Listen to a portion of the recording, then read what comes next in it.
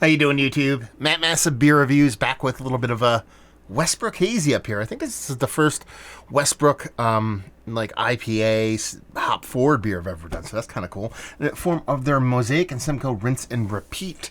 Yeah, this is a 7% alcohol by volume Hazy IPA. That was canned about 3 weeks ago. This comes courtesy of my boy Gray. He sent off a bunch of beers, and I'm in the mood for a hazy.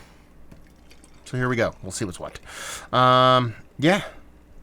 I've done a couple Westbrook beers, but I think it's mostly been like stouts and goza and things like that. I don't remember ever doing an IPA. They was all right. You know, it's little words and colors and purple. Beautiful insight on Massive Beer Reviews, as usual. And a little bit darker than what you expect from a new school, typical New England style hazy.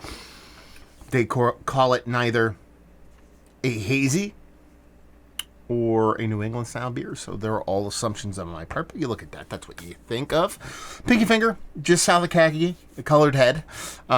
Pretty uniform, tight, compact bubbles. Soft haze with a rich orange core to it. Let's see what the nose has. Oh man, it's OJ. It's OJ in a glass. Yeah, super citrus forward. Super citrus forward. Like, in a little bit of kind of tropical fruits to kind of bump that up. So it's definitely like a mixture of the two with that citrus leading the way. I mean, this is OJ in a glass. It is juice. I'm not really even getting much of, if any kind of bittering. If I'm getting something that's a slight tinge of green, but that's pretty much it. It's not overly sweet, at least on the nose. But man, it has this nice, rich, like, pulpy, like not from concentrate kind of OJ thing going on. This has definitely got a big OJ, huge, rich juiciness kind of factor going on that actually smells epically fantastic. Not much as far as bitterness on the nose, like I said, and just smells really beautiful. Very vibrant, very punchy, very much 7% or above. Let's dive in. Cheers.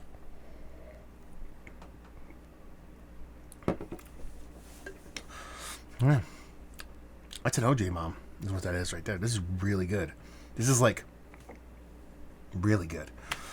You know what I mean? This is like Julius level good. It's not that level. And when I talk about the OJ kind of game, it's not that beer by any stretch. It lacks that kind of big green component you get with Julius. But man, it's got that really epically well done kind of gamut of orange citrus fruits, from your clementines to your tangerine to your regular kind of Florida orange, across the board, blood orange, all kinds of things going on in here that gives like multiple levels of OJ status. It's sweet. It's not going to be confused with not being a sweet beer. I don't mind it. I don't mind the sweetness level on this. It accentuates that juice characteristic. You do get that little touch of green in there, but I think it's more a byproduct of the hop, like trying to do the least amount of hopping, the least amount of bitterness in there. You're going to still have a little bit of residual green, but I kind of appreciate that. And the mouthfeel is really nice. It's not like that super water nerdy level of mouthfeel, but it's really, really tasty. And really, really kind of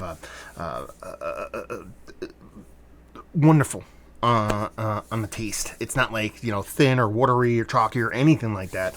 I like this a lot, man. I like this a lot. And I like green, man. I like green. I like bittering to back up my fruit portion. I showed you, gave me a little bit of green grass or a heaping dollop of green grass.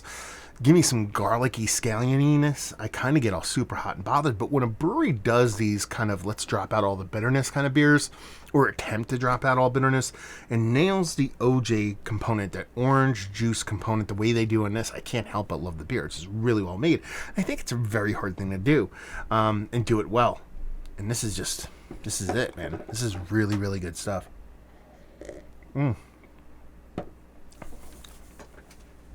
Yeah, it's been a while since I've had a hazy IPA really kind of do me proper like this one has done.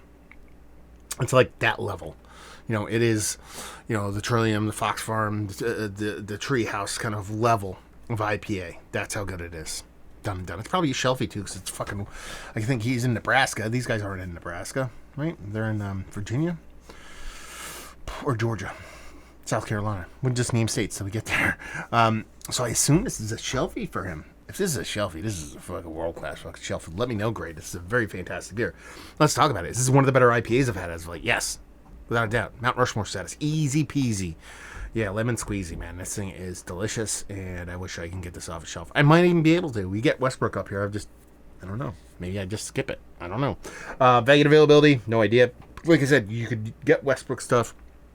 Their price point tends to be a little bit high, but this is like, you see a lot of breweries pumping out like $19, $20, $21 plus 4-packs of hazies. If you tell me, please tell me, Gray, what you paid for this. But if you give them this to me at $16, I am infinitely happy. And leave you with, if you like what we like this, if you like world class, well done hazy IPA. That's what this is. Especially if you really dig that kind of drop out all bitterness kind of side of things, because that's where this one really hangs its hat in a really fun and tasty way. This is good beer. Let's put it that way. So if you like good hazies, you like good beer, you'll like this. So there you go. Another review in the books. Thank you very much again, Gray, for sending us off. Down there, if you want to talk about it, Massive Beers, if you want to check me out doing the social media stuff. Beer Massif, if you want to check me out doing the whole podcasting thing, and hopefully you guys enjoyed the review. Hopefully you're enjoying some delectable hazies right now. Hopefully see you next time. Cheers.